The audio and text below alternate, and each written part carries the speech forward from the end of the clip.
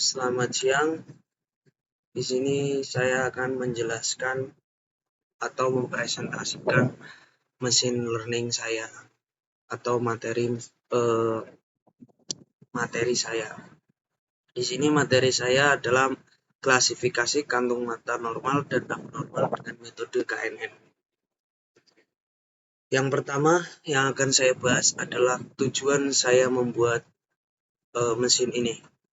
Mesin ini nantinya adalah memanfaatkan mesin learning untuk meningkatkan kesejahteraan dan kinerja karyawan. Maksudnya apa? Penerapan mesin learning ini akan diterapkan pada perusahaan, di mana di perusahaan tersebut mesin learning ini akan mendeteksi karyawan perusahaan tersebut. Apakah karyawan perusahaan tersebut mempunyai kantung mata yang normal atau mempunyai kantung mata yang abnormal. Jika karyawan pada perusahaan tersebut memiliki kantung mata abnormal, di mana terdapat penebalan atau pembengkakan di kantung matanya dan penghitaman di kantung matanya, itu artinya karyawan tersebut mengalami kelelahan, kurang tidur, dan juga itu akan mempengaruhi produktivitas pada pekerjaannya. Di mana jika karyawan pada perusahaan tersebut terdeteksi mempunyai kantung mata abnormal, maka perusahaan akan langsung melakukan tindakan dengan meringankan pekerjaan karyawan tersebut atau membuat karyawan tersebut tidak lembur dan juga memberikan suplemen serta vitamin kepada pekerja tersebut atau karyawan tersebut, yang dimana akan memperbaiki pola tidurnya dan juga tingkat keberatan kerjanya, yang nantinya diharapkan setelah dideteksi lalu ditindaklanjuti, karyawan tersebut akan pola tidurnya akan lebih baik, terus semangat pada saat bekerja, tidak lelah, dan juga lebih produktif pada saat bekerja. Nah, bagaimana cara kerjanya? Cara kerjanya yakni mesin ini membuat dua klasifikasi. Pertama, klasifikasi kantung mata normal dan juga kantung mata abnormal. Di mana di dalam kantung mata normal klasifikasi tersebut terdapat dataset orang-orang dengan kantung mata yang normal, dan di mana di klasifikasi abnormal terdapat dataset orang-orang yang memiliki kantung mata abnormal. Jadi mesin ini atau model ini akan berlatih daripada dua klasifikasi folder tersebut. Setelah mesin ini dilatih, maka diharapkan ketika ada gambar yang masuk, gambar seseorang, maka mesin ini bisa mendeteksi apakah orang tersebut mempunyai kantung mata normal atau kantung mata yang abnormal. Nah, begitulah cara kerjanya, yakni dengan mendeteksi seseorang apakah memiliki kantung mata abnormal atau normal, lalu diklasifikasikan. Jika abnormal, maka kurang tidur, lelah, dan lain-lain. Nah, di sini saya akan menjelaskan sedikit tentang source code. Nah, dari source code ini saya akan menjelaskan sedikit yang saya tahu mengenai source code ini. Pertama, ada dua library yang saya gunakan untuk mesin ini, yakni OpenCV-Python dan juga scikit-learn. Di mana OpenCV-Python adalah sebuah library open source yang digunakan untuk pengolahan citra, foto, atau video. Dengan OpenCV-Python bisa melakukan berbagai hal seperti mengambil gambar dari kamera, memproses gambar tersebut, lalu mengenali wajah, mendeteksi sebuah objek, memanipulasi video. Lalu OpenCV-Python ini sering digunakan dalam pengembangan aplikasi visi komputer, pengolahan gambar medis, dan banyak lagi. Intinya, OpenCV Python ini membantu dalam membuat aplikasi yang dapat melihat dan memahami gambar dan video. Artinya, OpenCV Python ini bisa membantu saya dalam memproses citra gambar kantung mata seseorang, yang dimana bisa mengenali orang tersebut mempunyai kantung mata yang normal atau yang normal. Nah, sekarang di Scikit-learn. Scikit-learn adalah library open source untuk machine learning yang dibuat dengan Python.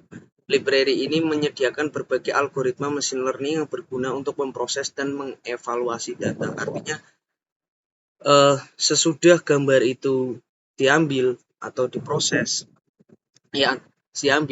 Scikit-learn ini akan memproses lalu mengevaluasi model tersebut. Nah, di sini saya akan menjelaskan baris kode pada import. Nah, di sini pada baris import bertujuan untuk mengimport modul-modul OpenCV yang nantinya akan digunakan dalam pemrosesan citra. Lalu pada bagian Scikit-learn adalah modul yang menyediakan banyak metode seperti KNN yang nantinya digunakan dalam mengevaluasi data citra dan mengevaluasi hasil performa kerjanya dan melatih model. Nah, di sini library OpenCV dan Scikit-learn diimport yang nantinya akan digunakan dalam proses pelatihan pengevaluasian sebuah citra. Nah, di sini ada KNN. Ini saya akan menjelaskan beberapa fungsi yang saya pahami di source code ini. Pertama ada fungsi train KNN self. Fungsi ini bertugas untuk melatih model KNN klasifikasi kantung mata. Model KNN digunakan karena kemampuannya untuk melakukan klasifikasi berdasarkan fitur-fitur yang mirip dengan data yang dilatih, seperti contohnya warna kulit, tekstur, dan intensitas yang diambil dari gambar area di sekitar mata. Train classifier self. Pada fungsi ini menangani proses pelatihan model untuk klasifikasi mata. Nah, di sini. Lalu data dibagi menjadi dua set pelatihan dan set pengujian. Lalu model kemudian dilatih. Nah, di sini ada model fungsi def safe classifier. Safe classifier sendiri adalah fungsi yang berfungsi untuk menyimpan model yang telah dilatih beserta datanya yang digunakan untuk melatihnya. Jadi setelah di-train, fungsi ini, si classifier ini akan menyimpan model yang telah dilatih beserta datanya untuk digunakan untuk melatihnya. Jadi setelah di-train, fungsi ini akan menge-save atau menyimpan model yang telah dilatih. Lalu di sini ada fungsi load classifier yang berfungsi memuat kembali model yang disimpan. Ini berguna jika ingin menggunakan model yang dilatih untuk melakukan prediksi pada data kantung mata baru tanpa perlu melatih model lagi dari awal. Artinya, load classifier ini berfungsi untuk memuat model yang telah disimpan. Model yang telah disimpan itu artinya model yang tadinya dilatih kita simpan. Nah, si load classifier ini bisa memuat kembali model tersebut dan berguna jika ingin menggunakan model yang dilatih untuk melakukan prediksi. Di model yang tadi disimpan bisa di-load untuk membantu dalam model yang ingin diprediksi pada kantung mata tanpa perlu melatih model itu lagi dari awal. Lalu ada yang terakhir, yakni test classifier. Fungsi ini digunakan untuk menguji model KNN yang telah dilatih dengan menggunakan data kantung mata baru yang belum pernah dilihat sebelumnya. Nah, di sini saya akan menjelaskan source code pada bagian folder, if name, dan lain-lain. Nah, di sini if name main ini adalah sebuah kondisi atau fungsi yang mengecek apakah file Python sedang dijalankan langsung atau diimpor sebagai modul oleh file lain. Jika file tersebut dijalankan langsung, maka blok kode di bawahnya akan dieksekusi. Nah, jika ini tuh mengecek apakah Python sedang dijalankan langsung atau diimpor sebagai modul oleh file lain. Jika si ini lagi dijalankan, file Python yang lagi dijalankan, maka file tersebut akan langsung melanjutkan blok kode di bawah. Artinya akan melanjutkan proses pengeksekusian sampai ke bawah. Nah, di sini ada folder current line ini. Folder current ini mendefinisikan variabel folder current yang berisi tempat source code, dataset, dan folder lainnya berada folder project. Artinya di folder current ini adalah tempat di mana source code, dataset, dan folder-folder lainnya yang dibutuhkan tersimpan. Artinya ini adalah folder projectnya. Nah, di sini ada dataset dir. Ini menggabungkan path folder utama dengan folder dataset dan subfolder tertentu di dalamnya. Maka ini adalah path menuju folder dataset. Artinya di dataset dir ini adalah fungsi untuk menggabungkan folder utama dataset dan subfolder di dalamnya, di mana di dalamnya itu ada subfolder yang berisi dataset mata abnormal dan mata normal. Lalu di sini ada model dir. Nah, model dir ini adalah mirip dengan sebelumnya. Baris ini menggabungkan path folder utama dengan folder tempat akan disimpan.